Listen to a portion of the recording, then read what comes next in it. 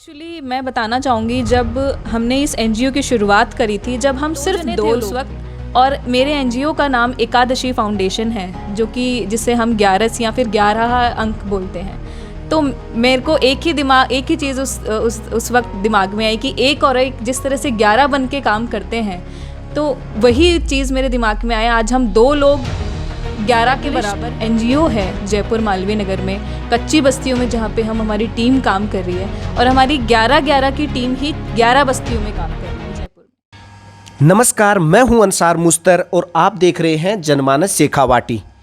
कहते हैं दिल में हमने ठान लिया है, जीवन का मकसद जान लिया है, मानवता को पहचान लिया है, समाज सेवा ही धर्म हमने मान लिया है। ऐसा ही समाज सेवा को अपना धर्म मानने वाली झुंझुनू की एक ऐसी लड़की, जिन्होंने न केवल झुंझुनू में बल्कि जयपुर के अंदर बच्चों के लिए या उन ज़रूरतमंदों के लिए एक नई चीज़ का इजाद किया है। आइए उनसे जानते हैं और पूछते हैं। मेरे साथ अभी है हमारे स्टूडियो में मौजूद विभूति सिंह, तो उनसे पूछते हैं, उनके बारे में पूरी जानकारी लेते हैं। उन्होंने क्या खास किया है कि आज जनमानस शेखावाटी की टीम उनसे रूबरू आप सबको करवाने के लिए पहुंची है। जी, आपका स्वागत है। नमस्कार। सबसे पहले तो मैं जनमानस शेखावाटी टीम को बहुत बहुत धन्यवाद देना चाहती हूँ कि वो इस सोशल कॉज को प्रोत्साहित कर रहे हैं, और मुझे जो मैं इस काम में लगी हुई हूँ, इस काम को आप लोग दिखा रहे हैं। So thank you. आपका परिचय दीजिए हमारे दर्शकों को, आप कहाँ से हैं और आपका पूरा नाम क्या है?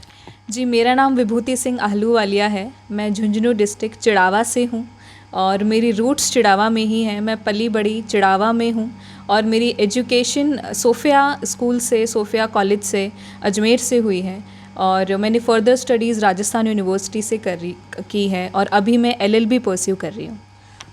आपके परिवार के बारे में, मतलब मम्मी पापा क्या करते हैं और परिवार में और कौन कौन है? जी, मेरे परिवार में मेरी माता जी हैं, मेरे पिताजी हैं, और मेरे 2 भाई हैं। एक मुझसे बड़े हैं, एक मुझसे छोटी उम्र के हैं। एंड मेरे बड़े ब्रदर जो हैं वो दिल्ली DRDO में अभी उन्होंने ट्रेनिंग की है। छोटे ब्रदर जो हैं वो CDS फाइट कर रहे हैं। एंड मेरी मदर, जो कि मेरी प्रेरणा स्रोत हैं, वो गवर्नमेंट टीचर हैं।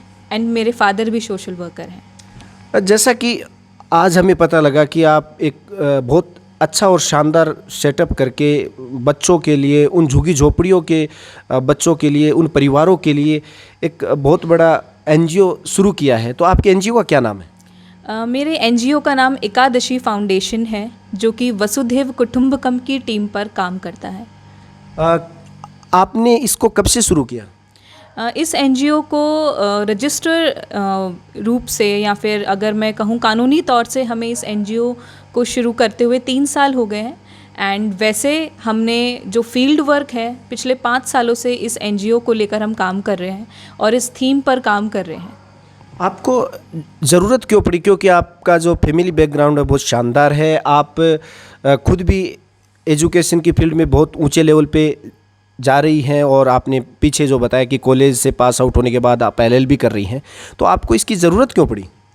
एक्चुअली ज़रूरत मुझे नहीं थी इस काम को शुरू करने के लिए। मैं सबसे पहले बताना चाहूँगी कि समाज को ज़रूरत है इस वक्त सुधार की भी, और ऐसे बहुत से पिछड़े हुए लोग हैं जो कि सरकारी नीतियों के तहत जिनका उत्थान होना ज़रूरी है, लेकिन हो नहीं पाता है, या फिर उनके वेलफेयर के लिए कोई आगे नहीं आ पाता है, या फिर लोग सिमट जाते हैं। जैसे कि आप देख सकते हैं, कोरोना महामारी ने तो हमें बहुत कुछ सिखाया है, लेकिन इस वक्त सब लोग उथल पुथल हो रखा है, सबकी ज़िंदगियाँ परेशान हो चुकी हैं। लेकिन इसी बीच ऐसे भी लोग हैं जो बहुत ज़्यादा ज़रूरतमंद हैं, जो झुग्गियों में रहते हैं, जो कि सिर्फ जिनके पास पक्के घर भी नहीं हैं। तो एजुकेशन, जो सबसे ज़्यादा ज़रूरी चीज़ एक बच्चे के लिए होनी चाहिए, उसे वो नहीं मिल पा रही है। एक गरीब बच्चे के लिए, एक ज़रूरतमंद बच्चे के लिए एजुकेशन एक सपना बन गया है।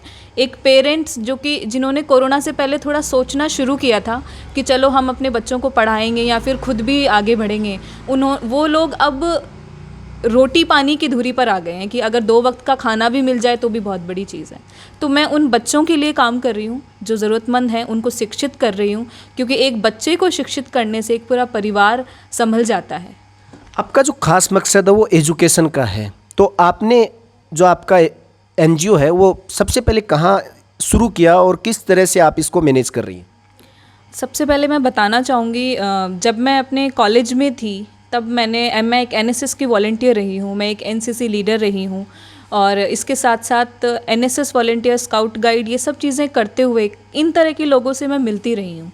छोटे बच्चों से, कच्ची बस्तियों में सर्वे करे हैं, इनसे ही मुझे प्रेरणा मिलती है और इनकी प्रेरणा को ही मैंने आगे बढ़ाने को का सोच कर मैंने इसकी शुरुआत जयपुर से करी। मैंने जयपुर की कच्ची बस्तियों में सर्वे किए, मैंने बच्चों को, लेडीज़ को, कचरा बीनने वाली महिलाओं को, लड़कियों को इकट्ठा किया, उनसे उनके बारे में पूछा, उनके घरों को विज़िट किया। मैंने देखा कि पतली पतली सी, सकड़ी सकड़ी सी गलियों में वो 6-6 लोग, 6-6 घर एक साथ बने हुए थे और ना पानी का कुछ ठिकाना है, ना रोटी का कोई ठिकाना है।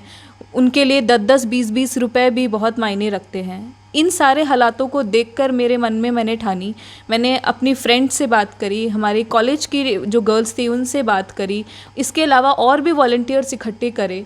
उन सारे वॉलंटियर से मिलकर हमने ठाना कि हम इन लोगों के लिए कुछ करेंगे और हमने इस एनजीओ की भी शुरुआत, शायद इस एनजीओ के बनने से पहले हमने हमारे मन में इस एनजीओ का गठन करा और नाम तो हमने काफ़ी टाइम बाद में सर इसका सोचा।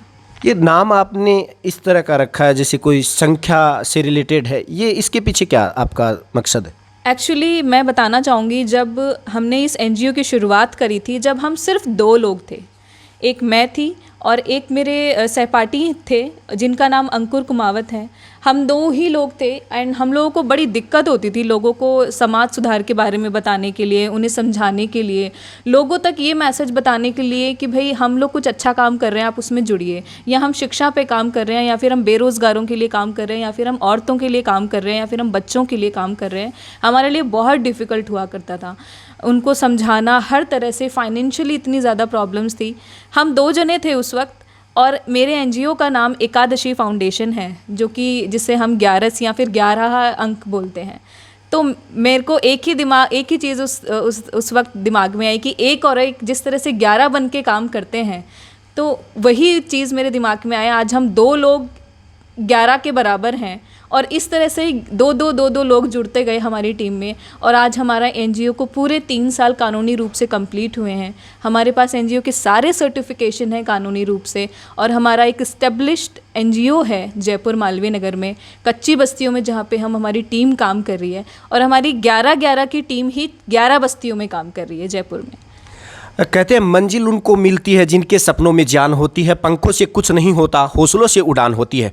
आपके हौसले को तो हम सैल्यूट करते हैं, सलाम करते हैं, लेकिन जब से आपने इसके साथ जुड़े हैं या काम करना शुरू किया है, तो कोई भी काम की शुरुआत हो या उसके बीच का टाइम हो, चैलेंजेस आते हैं और ख़ासकर आपने कोरोना का नाम लिया, तो आपके सामने बहुत चुनौतियाँ हैं। आपने चुनौतियों का सामना किस तरह से मतलब करते हो या किस तरह से आपका मन जो है उनसे डटकर मुकाबला करता है?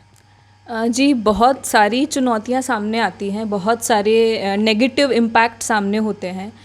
लोगों को कन्विंस करना बड़ा मुश्किल हो जाता है या फिर अपनी बात उन लोगों तक पहुंचाना जो सक्षम हैं, जो समाज में सक्षम रूप से स्टेब्लिश्ड हैं, और उनको प्रोत्साहित करना कि वो पिछड़े वर्ग की मदद करें। क्योंकि जिस तरह से हम एक सोशल सर्विस का मेन मकसद यही होता है कि समाज के सक्षम लोगों की मदद से पिछड़े हुओं की मदद करना, तो ये हमारे लिए थोड़ा सा बहुत मुश्किल हो जाता है। और बट इसमें कहीं ना कहीं एक अच्छी चीज़ ये भी है कि हम लोग CSR फंड्स पे काम करते हैं, हम कॉरपोरेट कंपनीज़ को भी अप्रोच करते हैं, जैसे कि इन्फोसिस कंपनी है, LIC ऑफ इंडिया है, जिन्होंने हमारा सपोर्ट भी करा है इस एनजीओ में और हमारे एम्स को समझा है, हमारे प्रोजेक्ट्स को समझा है, और जो हमारे भिन्न भिन्न प्रोजेक्ट हैं जैसे कि Kanya Utthan, skill development for women of India, education for all, इस तरह के प्रोजेक्ट्स जब हम लेके आते हैं तो ये सारी कंपनीज़ और सक्षम वर्ग भी हमारा सपोर्ट करता है। बट नो डाउट प्रॉब्लम्स होती है, हर किसी भी काम को, शुभ काम को शुरू करने में बहुत सारी प्रॉब्लम्स हम फेस करते हैं। टीम का नहीं होना, आर्थिक रूप से प्रॉब्लम होना, लोगों को समझाने में दिक्कत होना, सर्वे करना, और सबसे बड़ी प्रॉब्लम उस ज़रूरतमंद इंसान को ढूंढना जिस तक ज़रूरत पहुंचनी चाहिए। तो इन तरह की प्रॉब्लम्स हमने फेस करी है, लेकिन आज हमारे पास टीम है और हम अलग अलग जगहों पे काम कर रहे हैं। और झुंझुनू डिस्ट्रिक्ट में भी चिड़ावा जैसी जगहों में, जहाँ पे खूब सारे गांव हैं, जहाँ पे सबसे ज़्यादा एजुकेशन की कमी है, जहाँ पे लोगों में आज भी अवेयरनेस की कमी है या फिर कन्या उत्थान को लेकर कमी है, उन सब चीज़ों पे हम झुंझुनू में काम करने जा रहे हैं। जनवरी के 2022 के पहले माह में हम अपना सेंटर यहाँ खोल रहे हैं, सिलाई मशीन केंद्र, कंप्यूटर कोर्सेज़ की फ्री क्लासेस और एजुकेशन पर हम काम कर रहे हैं इस महीने। तो ये हमारे लिए एक उपलब्धि भी है और कहीं ना कहीं संघर्ष तो अपने आप में है ही। जैसा एक बार विभूति सिंह जी ने बताया कि ज़रूरतमंद को ढूंढना, और ये ढूंढने का काम हम लोग कर सकते हैं जब यहाँ इस तरह की एक बहुत बड़ी फैसिलिटीज़ हमारे साथ उस एनजीओ के ज़रिए हमें मिल रही हो और उन ज़रूरतमंदों को यहाँ तक पहुँचा सकते हैं, क्योंकि झुंझुनू में भी अब इनकी शुरुआत होने जा रही है। तो आज आपने जैसे अभी कई बच्चों से रूबरू हुए, आपने उनको अच्छी अच्छी जानकारियाँ दी, तो आप झुंझुनू को लेकर, जैसे एजुकेशन का माहौल झुंझुनू में फ़िलहाल राजस्थान में अगर साक्षरता की दर देखा जाए तो लड़कियों में सबसे ज़्यादा है, लड़कियों के मामले में राजस्थान में झुंझुनू। लेकिन फिर भी जो ज़रूरतमंद है उनको आपको फाइंड आउट करना या उन तक पहुंचना, ये आप किस तरह से आपकी यहाँ टीम बनेगी और कैसे मैनेज करोगे? जी बिल्कुल, सबसे पहले तो हम लोग कॉलेज के स्टूडेंट्स को वॉलंटियरशिप प्रोग्राम्स में और अपने इंटर्नशिप प्रोग्राम्स में लेके आएंगे।